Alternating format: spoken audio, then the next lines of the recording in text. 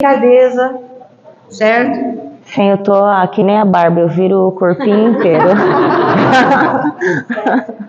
A nossa robozinha preferida. Eu tô aqui nem a australiana do break. Querida, Muito obrigada. eles são seus. Com toda certeza você pode saber que eles não vão ficar nem um pouco tristes se você não tiver condição de ir até às 9 horas, se você quiser ir. Não, mas dá tranquilo. Eu tomei um analgésico grandão, estamos no tratamento. Eu tomei um analgesicão e vamos que vamos, né? Jesus que se vire, poxa vida, a gente não tá aqui? Custa. Ele não curava cego, o que custa ele dar um pink na minha lombar só agora? É uma coisinha, prove. Você fez aquilo que eu ensinei? Aquela coisa de chegar pra Brasil quando tá, o negócio tá feio. O negócio tá feio, você chega lá e fala, Jesus, me ajuda que eu vou falar do Senhor. Ai, não, eu só sei aquela de quando aparecer um problema eu me finjo de morta e volto depois de 3 dias. Esse é um bom exemplo do Cristo. Jesus, você, mas não é, diante de uma dificuldade, a gente tem que ser o exemplo do Cristo, se finge de morto 3 dias e depois volta, oi pessoal, tá tudo bem? E aí, gente, vocês sentiram muito minha falta? Nesse percurso todo, já estamos quase no finzinho do Redentor, né? Que bom que a Cássia me chamou, que eu tive a oportunidade de vir revê-los, porque senão eu nem teria essa possibilidade. Claro que desde o final do ano passado a gente já tinha acertado essas aulas, mas na minha planilha eu não vi a turma de vocês. Eu falei, meu Deus! Até falei para a Dani, que é uma super amiga minha, falei, ai, coloca o seu nome para dar aulas quartas, que tem uma turma ótima e fica os expositor repetido. E aí quando eu vejo, o meu nominho não está lá na lista de aulas, mas ainda bem que a providência... Não veio o nome dela, eu quero saber o que, mas eu já descobri que existe um problema no GAC. É um que seleciona as aulas para gente. Pessoas sentindo, a gente me sente excluída. Nós temos 4 aulas vazias. Essa é a primeira das 4. Por que não tem o nome de quem chegou aqui? Vocês jamais estarão sozinhos, a gente vem correndo. Os nomes de todos nós vivos para mim tudo Vocês nunca perceberam, né? Ninguém deve tocando o expositor aqui no cantinho. Sim. Certo? Eu canto, verdadeiramente, eu canto expositor. Tá? Desses todos eu cantei todos, muito. Os que vêm. Semana que vem nós vamos ter uma outra pessoa, mas a Ariane... Eu estarei aqui presente. A expositora Fernanda vai estar aqui também. Mas assim, mas graças a Deus, a gente tem, vocês fizeram um monte de amigos dos expositores. E quando eu falo, vai dar tudo negócio, sim. Tem que falar, ai, nossa, não vai dar, eu vou pegar Covid. Tem umas turmas que você fala, ai, não dá, eu vou ficar doente, desculpa, mas se eu não fosse, eu ia. Mas vocês são muito queridos, muito mesmo, e é um prazer enorme estar aqui com vocês. Então, agora a gente já está ali mais na reta final da passagem planetária do Cristo, né? Sempre é bom a gente deixar muito claro que Jesus, quando ele veio para cá, nessa última reencarnação, ele não veio simplesmente mostrar para a gente como que faz para ser bonzinho, né? Porque seria diminuir demais uma tarefa de um ser tão elevado, né? A elevação do Cristo, o grau de evolução que ele já atingiu é tão grande que qualquer tarefa que ele execute é muito grandiosa, né? Não é simplesmente uma coisa regional, é uma questão planetária, né? Então, quando Cristo ele reencarnou aqui como Jesus Cristo, ele veio dar início ao processo de expiação e provas para um planeta de regeneração. Então, quando Cristo ele reencarna nessa última vez, ele veio dar esse start. E aí todas as pessoas que seguirem o seu evangelho, que estiverem dispostas a fazer o que ele fez, a servir da maneira que ele serviu, essas são as pessoas aptas a permanecerem, senão nós seremos os exilados do planeta Terra em algum livro espírita, em algum lugar para lá, e vai saber daqui quando, e lá contando o nosso testemunho. Então, por isso que é muito importante a gente perceber o valor. A história a gente já conhece.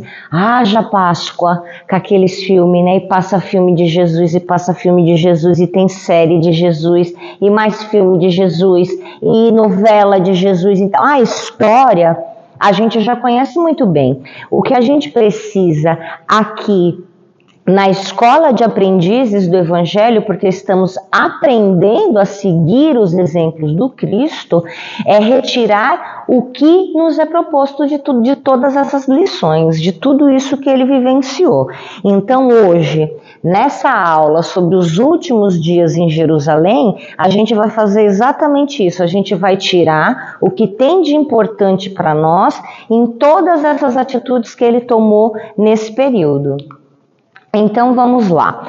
Essa parte dos últimos dias em Jerusalém começa com o retorno de Jesus para Jerusalém. Na última aula, acho que no capítulo 37 do Redentor, Jesus ele ainda estava pregando pelo interior, ele estava pregando pelos pequenos vilarejos, deixando bem claro que ele pregava para os judeus, porque os gentios teria uma outra pessoa que viria fazer essa tarefa, Então, os gentios ele deixou para o Paulo e ele trabalhava ali com as pessoas que eram da sua mesma religião, que teriam mais facilidade de absorver ali o seu entendimento. E como vem chegando o período da Páscoa, que é um período importantíssimo para os judeus, e naquela época era pior, porque os judeus eles estavam esperando um Messias, mas eles não estavam esperando uma pessoa bacana que viesse trazer aprendizado. Eles estavam esperando um libertador, alguém que acabasse com os romanos, que destroçasse aquilo tudo, que botasse os romanos no lugar deles, que condenasse os fariseus corruptos, que desfizessem todas as injustiças que estavam ali naquele momento. Eles queriam alguma coisa meio Conan, um bárbaro guerreiro, lutador, que viesse dizimando todo mundo, aquela coisa brava, e porque isso era o prometido, era isso que tinha nas escrituras, era isso que eles aprendiam o tempo inteiro. E Jesus já sabia que o tempo dele era curto, então ele já tinha acelerado esse processo de pregações e de trabalhos dele. Então a gente percebe nesse retorno muitos milagres, muitas parábolas, muitas curas. Aqui ele fez uma coisa que foi a cereja do bolo, foi o prego da cruz. Ele curou Lázaro, ele ressuscitou Lázaro, Na verdade não ressuscitou, porque quando foram falar para ele, na metade do caminho, que o Lázaro tinha morrido, que ele não estava mais vivo, ele falou, não, o que o Lázaro tem não exige de perigo de morte, mas eu já estou indo encontrar com ele. E aí quando chegou, ele já estava fechado lá na cova dele há 4 dias, e aí aquele episódio do tira a tampa, levanta e anda, e ele saiu. Aquilo foi um milagre, um feito muito chocante, porque aquilo tinha ligação direta com uma profecia muito antiga do povo judeu, de que um dos poderes do Salvador do povo judeu era ressuscitar os mortos. Então aquilo causou um grande espantamento, mas também causou uma grande fúria em todas aquelas pessoas que tinham os seus interesses, que tinham as suas vantagens. E não é muito difícil de a gente entender. Quem aqui está pronto para largar tudo e servir Jesus? Quem aqui está pronto para não comprar mais um chinelo havaiana com brilhinho na tirinha? Não mente, não mente, não mente. Quem aqui está pronto para não comer mais carne? Que é uma realidade que vem se aproximando, da nossa raça, da nossa espécie. Então não é tão difícil a gente entender a fúria, abrir mão dos próprios bens, abrir mão do poder, abrir mão da ganância. reconhecer o mal que existe em mim, porque reconhecer no outro eu reconheço facilmente, em mim é que eu dificilmente enxergo. Então tudo isso explica o porquê Jesus gerava tanta fúria, porque ele nos confrontava, ele era um espelho que nos desnudava, que esfregava na nossa cara tudo aquilo que a gente não queria ver. E ele ter ressuscitado essa pessoa, ele ter trazido o primo dele de volta, a notícia, obviamente, nós não somos um povo fofoqueiro, então, como fogo chegou no ouvido do Sinédrio, chegou no ouvido do Caifás, daqueles outros que estavam ali mais obstinados em perseguir o Cristo. E dali já começou a se acertar para levar ele realmente naquela noite. Não, então vamos pegá-lo, então vamos capturá-lo, então vamos levá-lo. A gente deixa ele preso na Páscoa e aí depois a gente solta.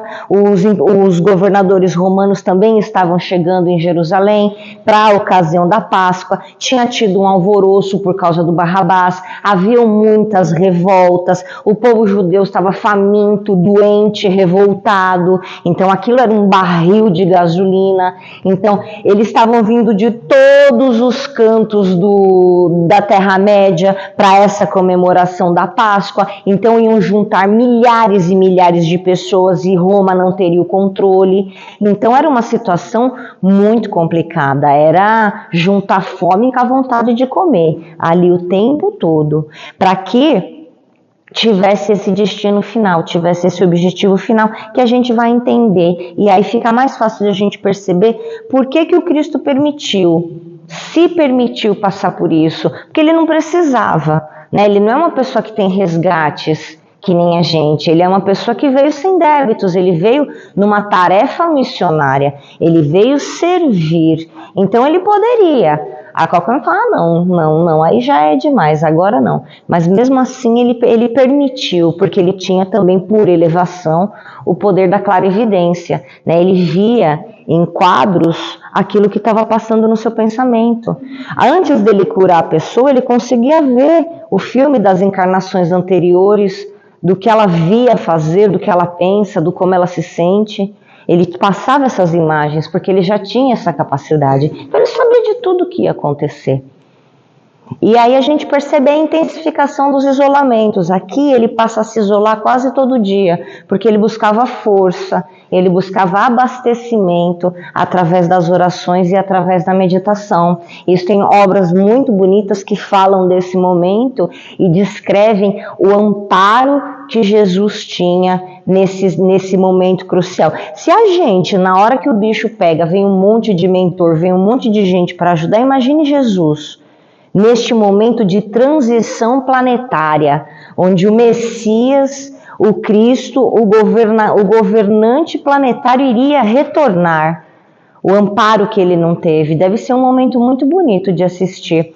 E aí, juntando tudo isso, chegamos ao primeiro dia de Páscoa, e aí Jesus chega a Jerusalém, ele pede e os discípulos perguntam, e aí, o que a gente vai fazer? Vai ter festa? Não vai? Né? Ele chega naquele episódio no burrinho, que ali foi um balde de água fria, porque a cidade inteira estava esperando o Messias chegar numa pompa, montado num cavalo branco, com flores e 2 espadas na mão, e chega um moço, coitado magricelo, judiado do deserto, montado num burrico, que passa direto e vai lá para dentro da cidade e não fala nada, não exclama nada.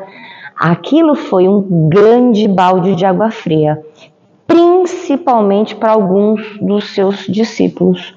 Aquela cena foi realmente muito marcante e determinou muitos destinos, essa chegada de Jesus em Jerusalém, o dele e de outras pessoas que estavam também junto com ele, que eu já vou contar para vocês agora. Então ele determina um lugar que já foi falado em alguma, se eu não me engano, está no Mateus e no Lucas, que ele pede para que vá atrás de um essênio que mora muitos anos ali em Jerusalém. Ele cuida da água, ele fornece água, ele enche os jarros de água e distribui por aí. E era uma das poucas pessoas que aceitaria recebê-los na sua casa, e esse homem ele aceita. Então fica definido que a Santa Ceia ela vai se realizar ali. Eu vou pedir para o Rubens colocar um videozinho para nós, muito bonito desse momento, E aí depois a gente começa a falar da parte mais bonita e mais importante desse capítulo.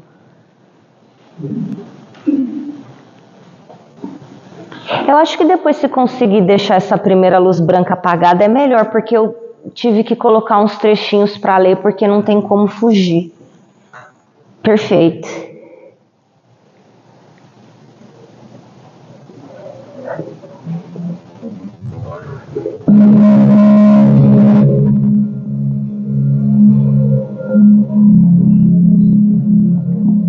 Tá dando para ver bem ou quer que apague a verde?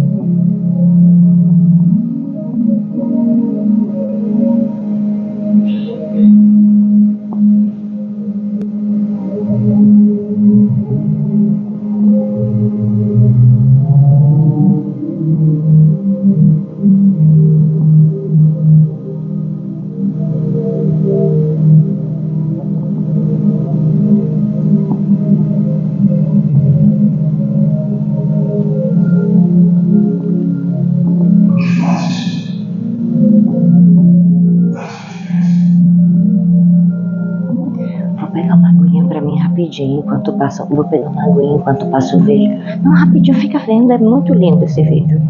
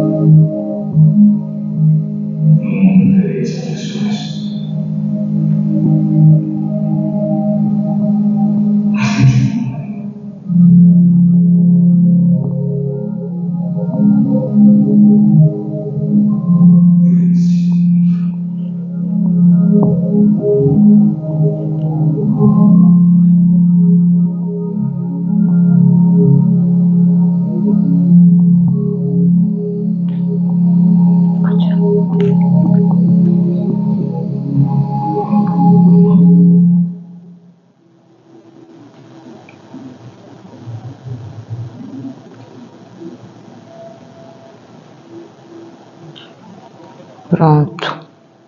Lindo, né, gente? Esse último momento. Então é sobre isso que a gente vai falar agora daqui para frente e um pouquinho mais profundamente, né? São poucas frases que Jesus falou ali, mas é de um conteúdo tão profundo que consta em 4 evangelhos, né? O do Lucas, o do Mateus, o do João e o do não lembro. Também não lembro, então, mas consta em 4. Lucas, João, Mateus. Depois eu vou lembrar e mando para vocês de tão importante que é. E cada um, e o Marcos, cada um com uma visão diferente, com um entendimento diferente da mesma coisa. E para nós é mais valioso ainda, porque aqui ele deixava o seu último recado, a sua última mensagem. Era o último momento que ele estaria com cada um de nós, e ali naquele momento, mesmo depois desses 3 anos que nós passamos do lado dele, ainda assim nós precisávamos de mais. E nós precisávamos ainda estar preparados para o porvir, já que ele não estaria mais conosco. Então, essa última ceia, se a gente pega o Sermão do Monte, ele serve para a vida inteira? Serve. Mas essas passagens da última ceia serve, eu acho que para nós, principalmente depois que a gente começa no processo de reforma íntima. Porque ele está falando com pessoas. Ele está falando com pessoas que erraram, com pessoas que se desesperaram, com pessoas que o traíram, com pessoas que tropeçaram e que voltaram, e que permaneceram, e que lutaram, e que perseveraram, e que deram o seu melhor, mesmo tendo tropeçado. Então, por isso que é tão bonito e é tão importante. E aí a gente vai fazer uma dissertação sobre alguns trechos, não todos, porque é um estudo longuíssimo, mas a gente vai ver algumas passagenzinhas. Se vocês tiverem alguma dúvida ou quiserem acrescentar alguma coisa, é aquele esquema, é só levantar a mãozinha que a gente para. Então aqui, logo que ele chega nessa, eu acho que tem, né? Oi? É melhor apagar, você consegue apagar? Que eu acho que se acender não dá. É a verde. A verde. Boa, não vai dormir, hein, gente? Consegue acender a branca de trás? Peraí, tem segredo aqui, não consegue achar Velas, isso aí apaga a verde. Ah, agora dá. Então, a chegada a hora, e pôs-se à mesa com ele os 12 apóstolos, e disse: desejo muito beber convosco essa Páscoa, comer convosco essa Páscoa, antes que padeça, porque vos digo que não a comerei mais, antes que ela se cumpra no reino de Deus. Então, ali ele está falando o prazer enorme que ele tem em estar ali reunidos com eles naquela última vez, e que eles só se reencontrariam novamente quando esses viessem a desencarnar, já que o dele já estava ali tão breve, já estava tão próximo. Então aqui ele já começa expressando tudo aquilo que ele sentia, toda aquela emoção, todo aquele... Ele não encarava com pesar, apesar de ser um momento de pesar, mas todo o valor que tinha naquele último momento que eles iam... Talvez fosse legal pra gente, né? A gente saber que o nosso último momento, da gente poder reunir com as pessoas que a gente gosta, de a gente poder encerrar algumas coisas, né? A gente poder falar o que precisava ser falado, abraçar quem a gente não teve tempo de abraçar, né? Talvez que a gente, com muito trabalho, com muita evolução, a gente consiga atingir esse mérito, né? Que nem o Chico teve, né? Ele falou: eu quero ir embora quando o país inteiro estiver feliz. E aí, quando o Brasil foi penta, né? Penta ele foi e desencarnou com o país todo feliz. Eu acho que seria uma boa a gente ter essa oportunidade também, né? Então temos que trabalhar para isso. Ele toma o cálice e, dando graças, disse: tomai e reparti-o entre vós, do fruto da vida que vem ao reino de Deus. E tomando o pão e havendo dado graças, partiu e deu a eles, dizendo: isto é o meu corpo, que por vós é dado, e fazei isto também em mim. Semelhantemente tomou o vinho depois da ceia, dizendo: este cálice é o novo testamento do meu sangue, que é derramado por vós. Aqui pode ter uma certa confusão, certo? E até os discípulos ficam, mas o que você está querendo dizer com isso?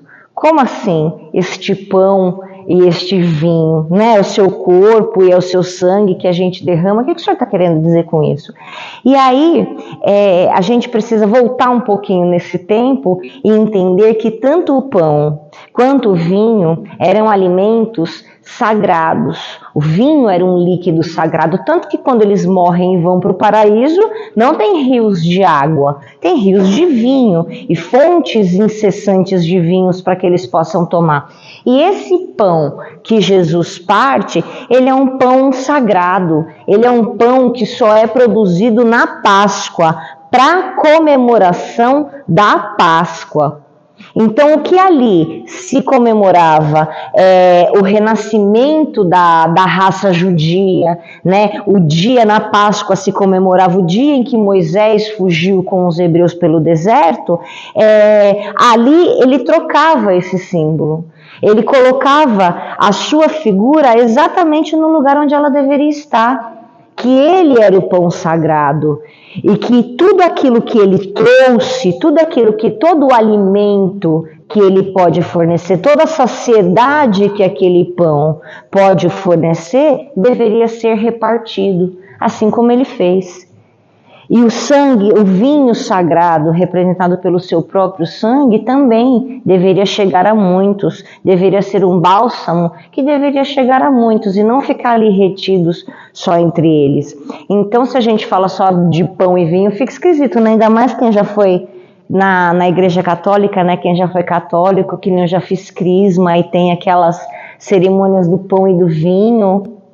Não tem muito sentido, mas se a gente for entender que era só uma simbologia, era deles, daquela época, do povo judeu, é que nem a gente não passar debaixo da escada e depois criar-se todo um conceito, falar, não, é daquele pessoal, daquele momento, eles acreditavam em não passar debaixo da escada, eles tinham esses rituais, o panetone é um pão sagrado deles daquela época, então aqui também a mesma coisa, era um pão sagrado, e eu acabei de falar, eles eram pessoas extremamente pobres, escravizados, famintos, então eles não tinham nem água para tomar, quem dirá vinho. Então vinho era para ocasiões especiais, era para grandes celebrações. Então Cristo aqui ele queria mostrar que tanto o que ele veio trazer de alimento para a alma, tanto quanto o que ele veio trazer de bálsamo para a alma, deveria ser repartido, assim como ele estava fazendo também com os seus discípulos.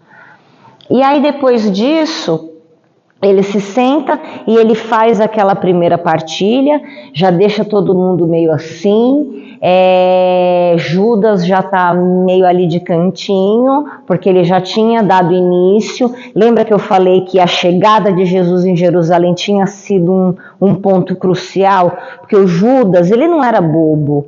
Ele não era um simples pescador, ele era uma pessoa culta. Eu acredito que ele teve o problema que provavelmente nós teríamos se Jesus vivesse conosco no tempo de hoje. Porque Jesus ele não ia combater a corrupção, ele não ia reformar o Código Penal, ele não ia ir lá no plenário dar escândalo, ele não ia botar fogo nessas falsas religiões e nesses falsos profetas. Muito provavelmente ele trabalharia no silêncio.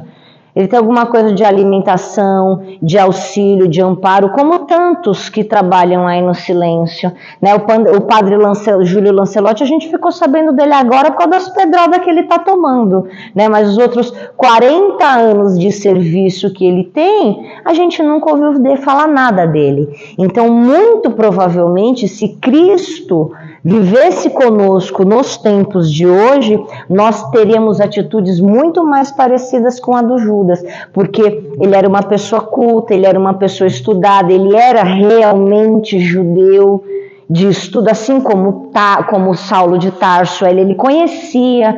Então, aquelas profecias, aquelas promessas, ele entendia desde muito pequeno. E ele entendia também as consequências daquela opressão que o povo dele passava. Porque ele não era uma pessoa que estava ali, coitadinha, lutando pela própria sobrevivência. Ele tinha uma visão ampla. Então a revolta dele era muito maior. E quando ele viu o poder que Jesus tinha, porque ele realizou milagres de que a gente nunca mais teve notícia e nunca mais terá, porque a gente não tem contato com espíritos dessa grandeza. Quando ele viu que aquilo não tomaria forma nenhuma, não daria em nada, e que Jesus continuaria daquela maneira pacífica e levando as coisas, ali a fé dele caiu por terra. Ali ele já não estava mais ao lado do Cristo. E ali ele decidiu agir por conta própria para fazer que as coisas andassem. E ali ele permitiu ser influenciado por entidades que gostariam de prejudicar esse projeto. Porque do mesmo jeito que tem muitos trabalhando pelo progresso, também tem muitos interessados que as coisas permaneçam como elas estão.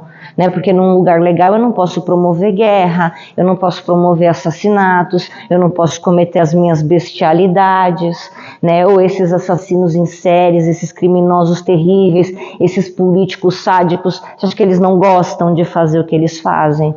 Eles gostam. É extremamente prazeroso para eles e compensatório.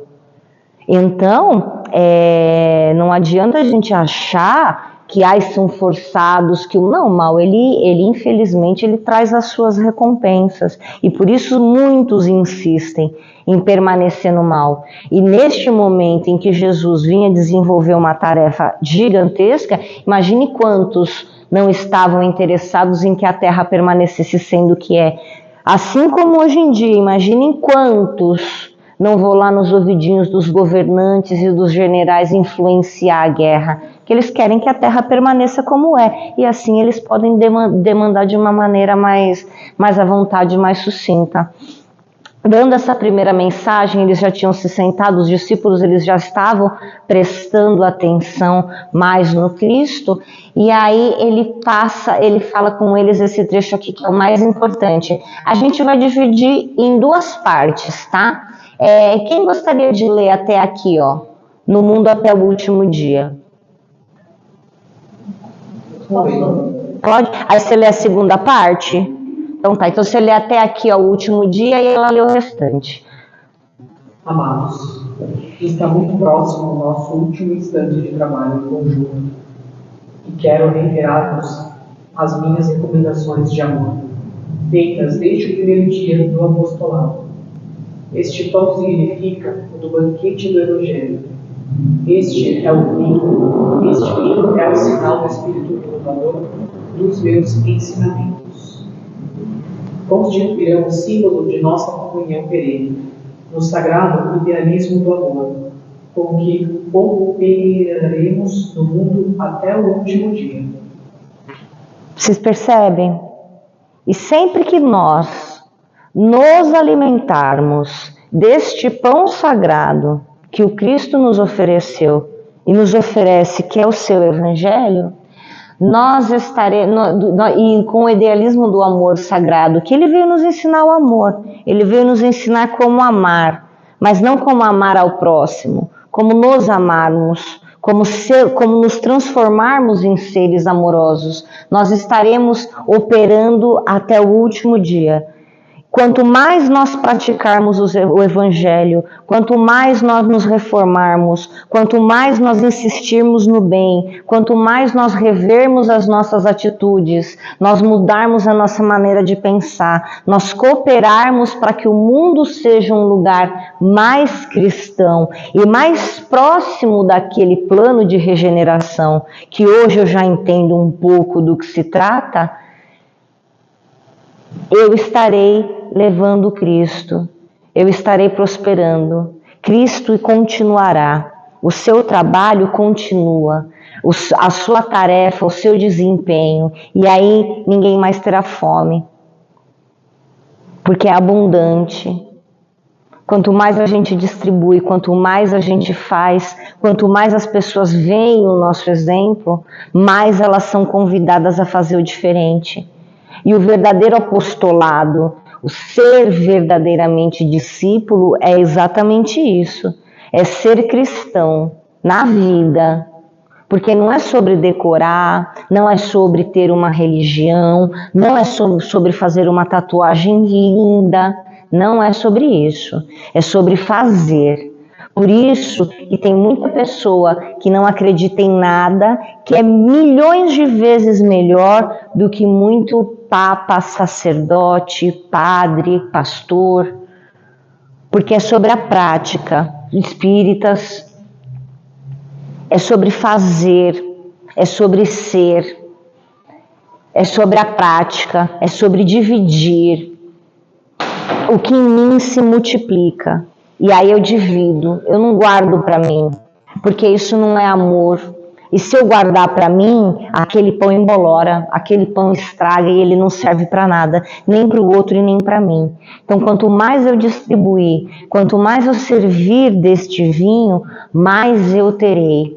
E mais o Cristo estará presente em mim e em todos ao meu redor. Pode continuar aqui a partir de todos, por favor. Todos os que partilharem conosco, através do tempo, desse pão eterno e desse vinho sagrado da alma, terão o Espírito fecundado pela luz gloriosa do Reino de Deus, que representa o objetivo santo dos nossos destinos. Ponderando a felicidade do esforço a ser empregado e aludindo às multidões espirituais que se conservam sob a sua amorosa direção, fora dos círculos da carne, nas esferas mais próximas da terra, o Cristo acrescentou: imenso é o trabalho da redenção, mesmo porque tem outras ovelhas que não são deste aprisco, mas o reino nos espera com sua eternidade luminosa. Olha quanta informação que ele nos trouxe aqui. Ele fala sobre a pluralidade de existências.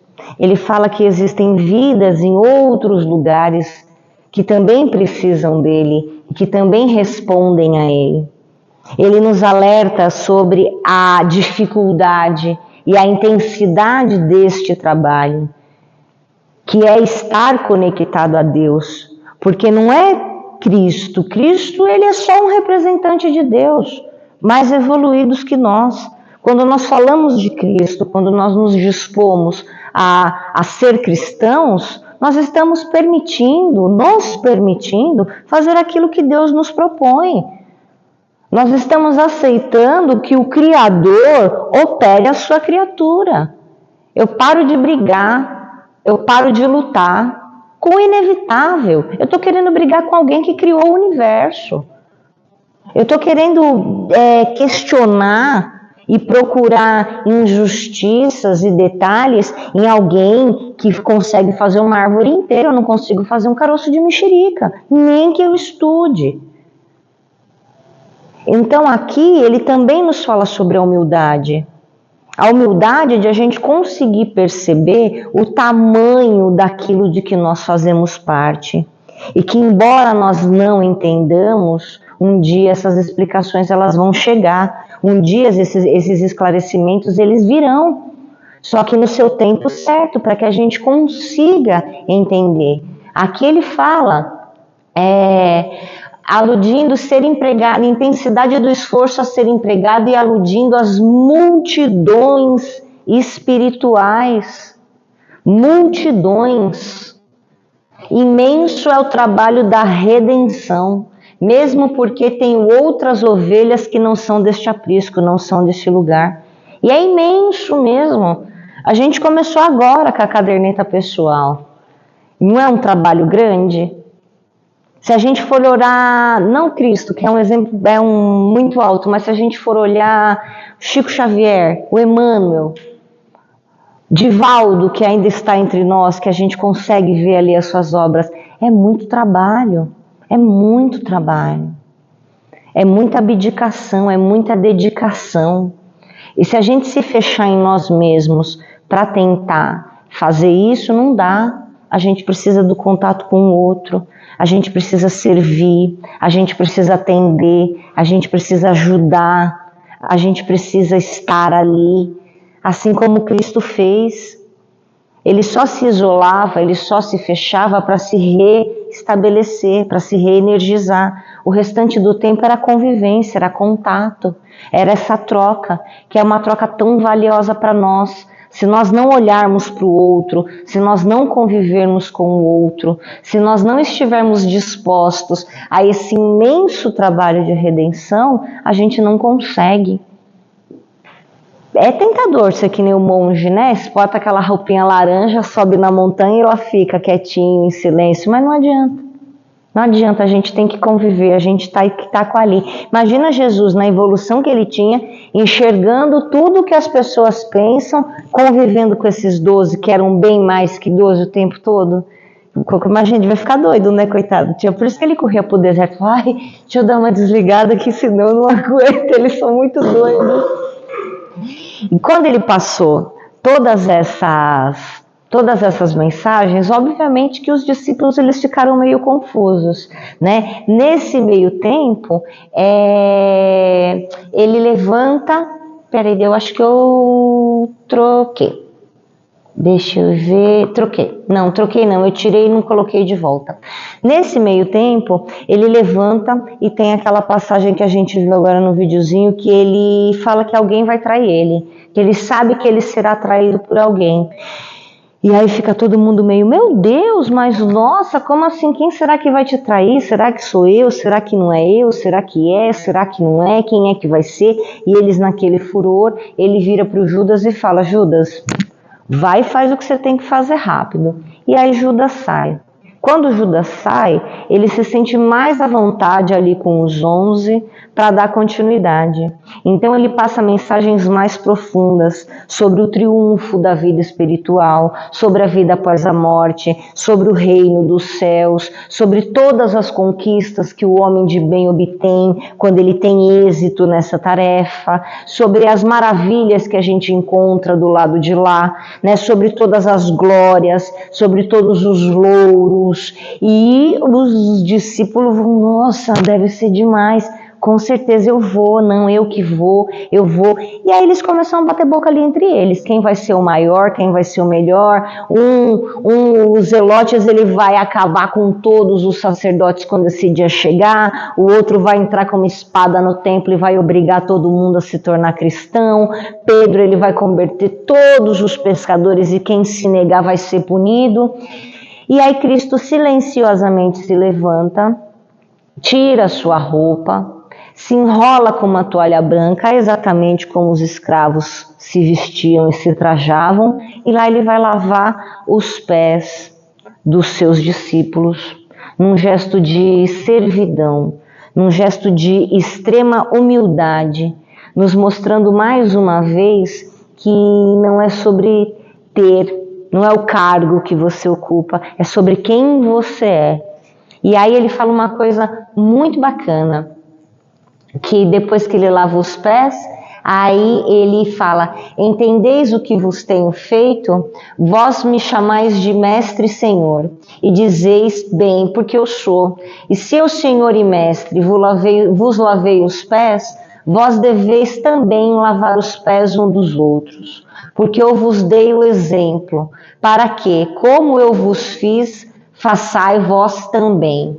Na verdade vos digo, que não é o servo maior do que o seu senhor, nem o enviado maior do que aquele que o enviou. E hoje nós temos a consciência das reencarnações.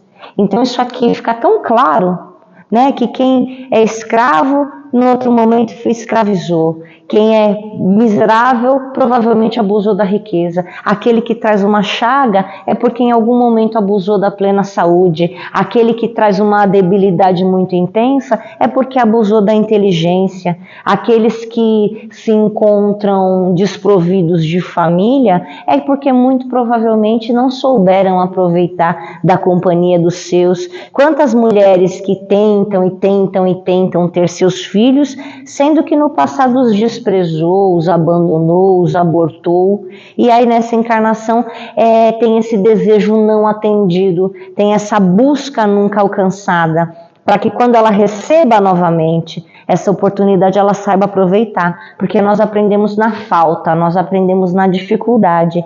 Então aqui, mais uma vez, ele nos fala sobre a reencarnação, ele nos fala sobre a necessidade do aprendizado, que nós estamos aqui para entender, para aprender, e se nós servirmos, se nós optarmos pelo amor, esse aprendizado ele fica mais leve, ele fica mais suave, e as lições que nos serão colocadas serão lições mais brandas, porque nós nos tornaremos alunos melhores, pessoas mais fáceis, em vez de ser aquele aluno que fica toda hora levando suspensão, indo para a diretoria, ficando de recuperação. Não, você é aquele aluno que faz a lição, que entrega os trabalhos, que participa das atividades, e aí vai arrumando de uma maneira bem mais tranquila. Fica aquele vucu-vucu, aquele alvoroço, certo? E lava pé. Pedro, não, o senhor não vai lavar meu pé, não, eu vou lavar seu pé sim. E eles aí lavando um pé do outro. Jesus tinha trazido muitas revelações que eles não entendiam mesmo, porque era muito complexo. Embora eles fossem pessoas extremamente evoluídas, embora eles fossem aqueles capelinos que Jesus tinha combinado de reencontrar no momento ideal, eles ainda assim estavam no seu estágio daquele momento e daquela época, né? Eles eram pessoas que pensavam com aquela cabeça, com aquela época. E aí eu separei 2 trechos que tá um pouquinho fora de contexto, mas eu acho que são 2 trechos muito bons para a gente trazer uma certa reflexão, porque a gente não vai precisar ver tudo o que Jesus falou na Santa Ceia e fazer ponto a ponto. Mas para nós, nesse momento de escola de aprendizes, de reforma íntima, onde nós optamos por nos tornarmos servidores dele, eu acho que são trechinhos bem legais de a gente ver. Alguém quer ler o primeiro? Não se turbe o vosso coração. Credes em Deus, crede também em mim. Na casa de meu pai há muitas moradas. Se não fosse assim, eu vos teria dito: vou preparar um lugar. Disse-lhe Jesus: eu sou o caminho, e a verdade e a vida. Ninguém vem ao Pai senão por mim. Porque ele é o intermediário? Ele é um intermediário? Ele é o caminho. Ele não é um intermediário. Ele não se colocou, olha, se vocês não vier comigo, não tem reino do céu para ninguém. Aqui, então, o que ele quer dizer com isso? Eu sou o caminho, a verdade e a vida. E ninguém vai ao Pai senão por mim. Se eu não... Pode falar. Os passos dele e as atitudes e o caminho não vai chegar onde ele tem que chegar.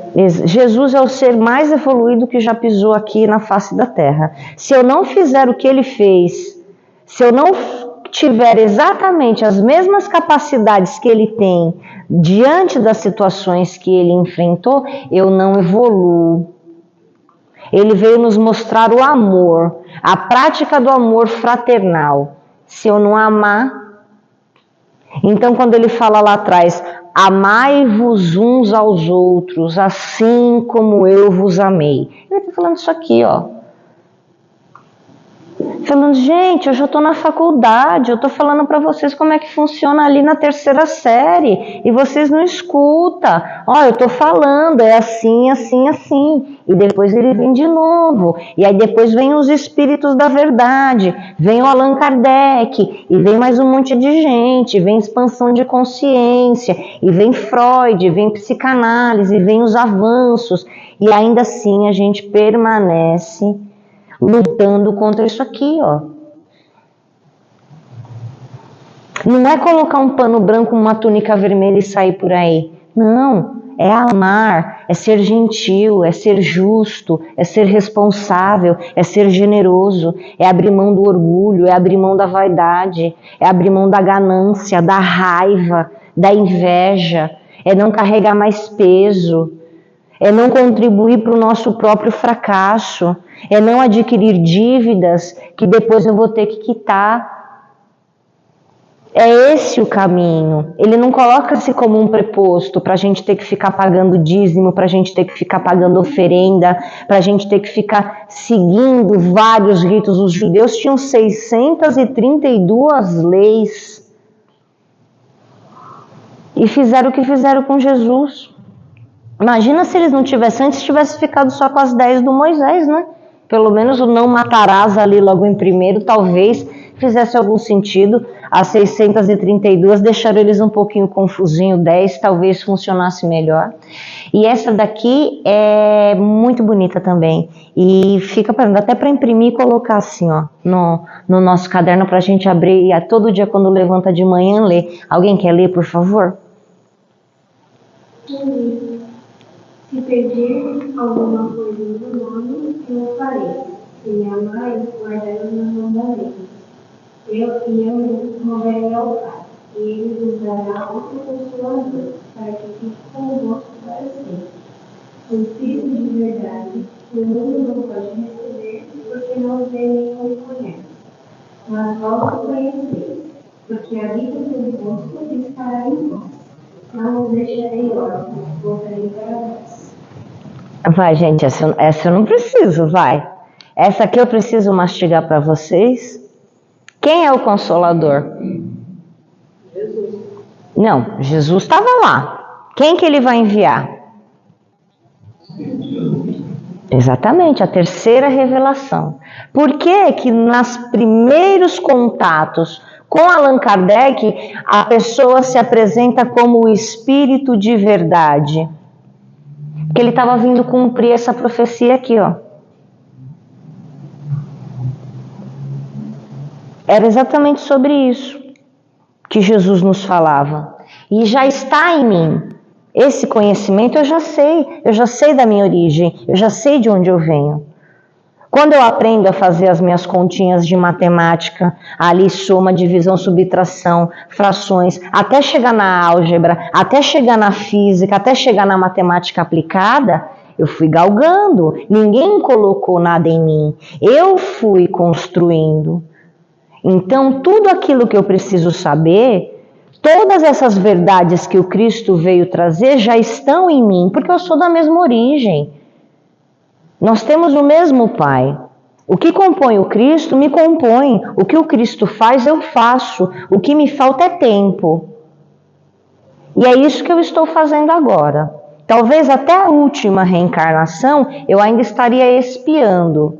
Só que hoje eu já estou numa encarnação onde o Espírito da verdade já está vivo em mim.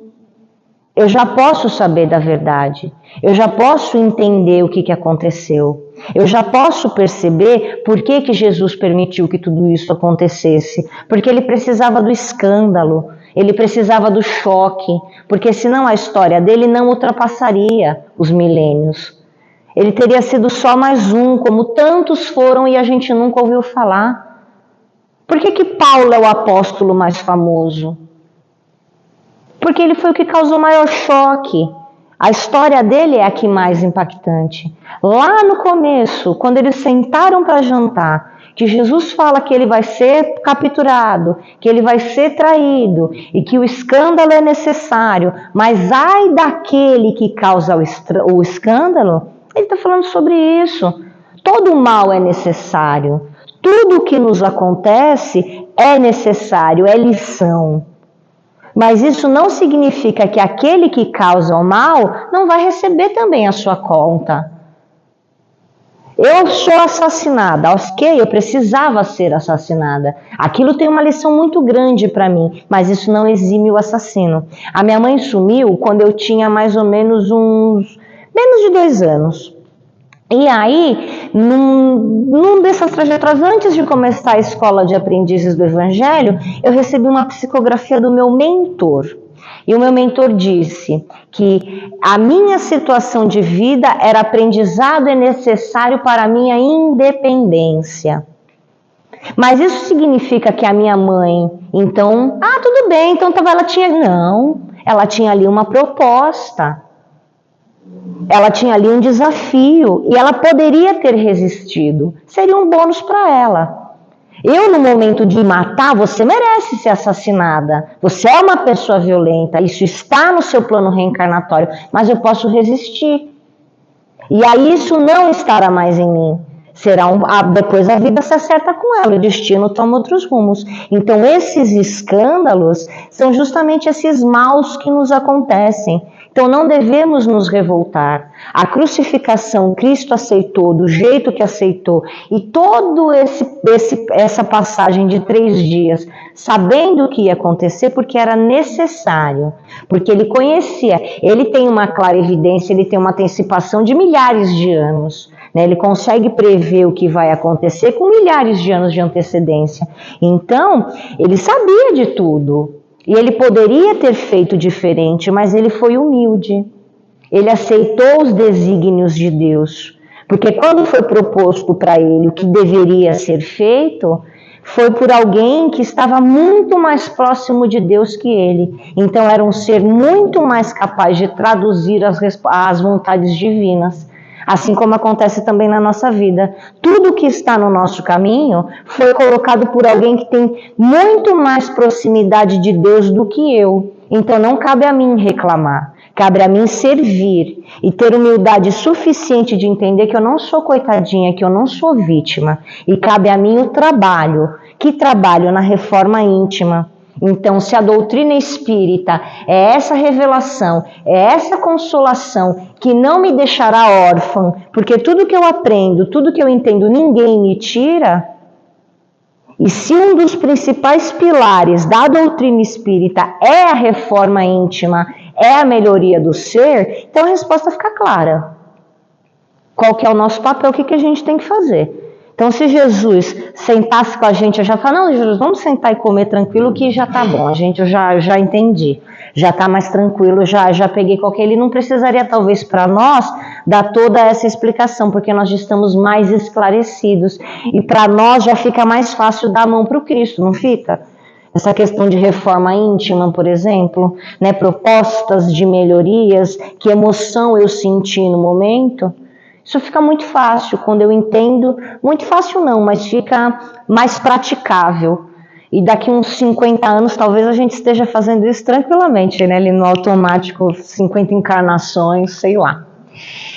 E antes de eu encerrar, o que eu gostaria de trazer para vocês é que eu gosto muito dessa imagem, muito mesmo, sigamos os passos do Cristo. Façamos como ele fez. Nós não estamos aqui para sofrer. Se sofremos é porque não entendemos. Temos as nossas dores, temos os nossos obstáculos, temos os nossos desafios.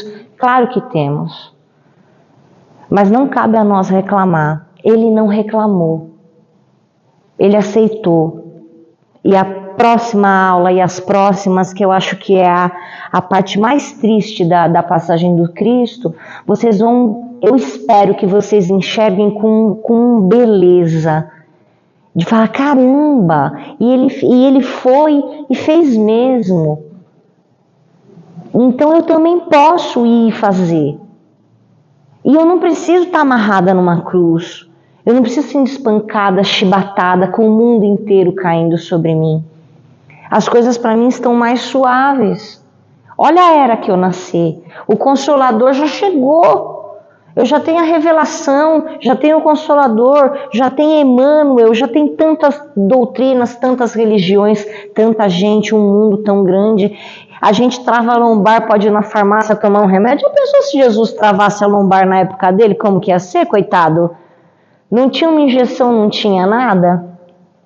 Uma outra coisa também que eu gostaria de falar, que a gente passou muito rápido pelo Judas, e a gente não fala do Pedro, né? Pedro também traiu Jesus. Todos os apóstolos, exceto Maria de Magdala e a mãe dele, abandonaram Jesus. Quando o bicho pegou, quando ele foi preso, que é a mesma coisa de você roubar um pãozinho no mercado e ser crucificado em praça pública.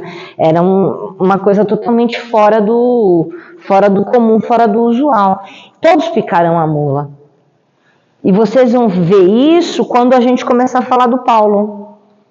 Que aí Paulo, ele chega e encontra uma casa do caminho totalmente destruída, as pessoas totalmente dispersas, os discípulos perdidos por aí. Então Judas, ele errou, mas ele não entregou o Cristo para a morte.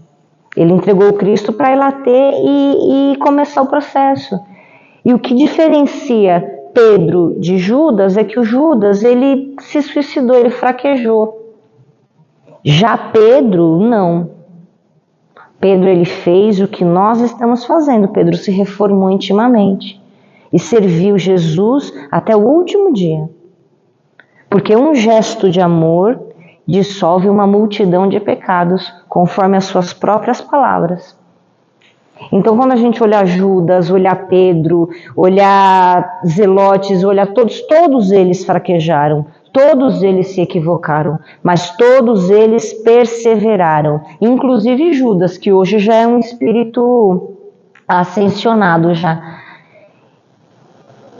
E aí não é um erro, não é um detalhe, não é um tropeço que vai definir a nossa história, que vai definir a nossa trajetória. Talvez isso, o nosso pior erro, a nossa maior mancha, seja o diferencial. Talvez seja aquilo que vai ser a guinada que vai fazer a diferença na nossa vida. Então, vamos tirar o Jesus da cruz, vamos tirar o Jesus lá de longe, daquelas frases difíceis que a gente não entende, e vamos seguir os passos dele, trazer Jesus aqui para o nosso lado. Boa Nova é excelente. O Evangelho dos Humildes também é um livro muito bom, que traz umas explicações mais contemporâneas sobre as passagens do Cristo. E é legal que ele fala sobre, bem médium, assim, sabe? As mediunidades que aconteciam. É como se um espírita estivesse convivendo lá com Jesus e contando as coisas. E o Redentor que vocês estão lendo. Alguém ficou com alguma dúvida? Não? Tomara que, olha, já estourei um montão, já daqui a pouco o Cássio me pega. Gente, fiquem com Deus. Muito obrigada pela atenção de vocês. Semana que vem eu estarei aqui mais exercendo uma outra função, mas de qualquer maneira vai ser muito bom revê-los, viu? Muito obrigada.